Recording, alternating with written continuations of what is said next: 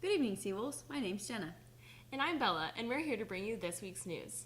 Due to the extreme heat and fast winds, the California wildfires have affected many lives, including one of our very own. Our first story for tonight comes from Derek Barron, who will be talking to Professor Bebout and his experiences with the wildfires. All right, so hi Ed, how are you? Doing great. So today we're just going to talk a little bit about the Sonoma County fires because I know that you were personally affected by it. I just want to start off by saying that I'm sorry that you had to go through something like that, but I'm glad that you're safe. But yeah, so how are you doing? Oh, I'm doing great now. You know, that's the thing. You kind of pointed it out yourself. A lot of us had to go through the evacuations and what have you, but just like I did 3 years ago, I count myself lucky that our family wasn't directly impacted like others who, lost their homes.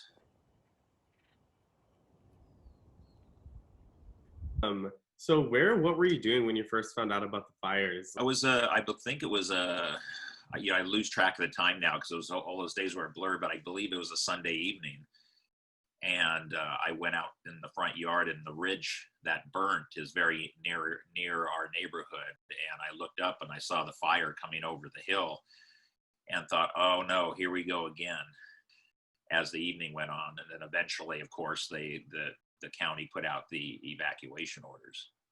Yeah, speaking of evacuation, how was the evacuation process and were you prepared? I mean, yes and no. I mean, I think when you go through it once, you think, oh gosh, Yeah. that's that. Okay, we got through that, but you don't expect it to become kind of an annual event, which is what it's starting to feel like around here. And so a little bit of PTSD sets in at first, and then, of course, you have the definite discussions of when you should leave and when you shouldn't, within your family unit. And I'm usually the one that has to be convinced to leave. Everybody else is ready to go right now. What advice can you give to people about fires and what you can do to prepare for them, just because we are in an area that it happens pretty often, and now that you've experienced something like that recently, what can you tell people to do in the future? Yeah, this is a huge learning curve for all of us. As I mentioned 3 years ago, this wasn't an area that had a lot of wildfires that impacted residential areas. Yeah. Now we've had virtually every year somebody in our area has been impacted, some residential area. So I think that, to me, the key things is having the things you really need.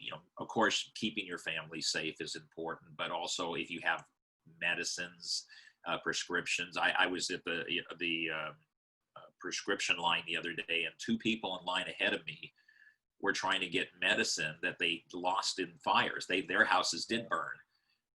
I would say not worry as much about your personal belongings, other than things that you can't replace. Photo albums, for instance, things, memorabilia like that. But in terms of things like your books, your furniture, things that are replaceable, you just have to walk away from it and think of your safety first.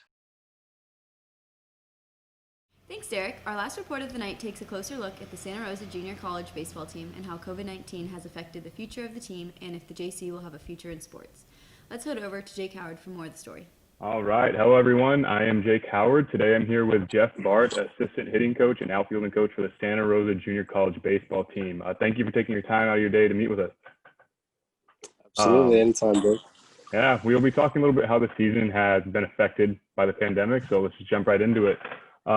Before the shutdown, your team was 18-2 and ranked number 1 in the state. How did the ruling affect the team when you found out the season was over? It was pretty interesting because we had a game the day that they shut down all sports in California JUCO.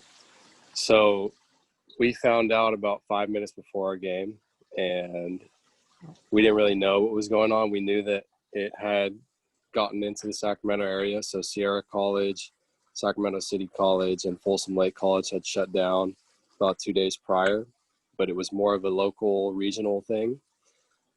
We found out, like I said, 5 minutes before that game. And as of that point, we were kind of like anybody. We didn't know if it was going to be a shutdown for a week or two until they could control the virus. We didn't know if the season was shut down. So as a coaching staff, we didn't really know what to tell the guys, but we ended up playing that day. We got the win, and we had a team huddle at the end, and just kind of told them that we'd keep in touch. We couldn't have any team meetings at that point. We couldn't have any sort of anything. They shut classes down and all that. So it's kind of been a weird time. We haven't really even had the ability to have any sort of meeting to close last season.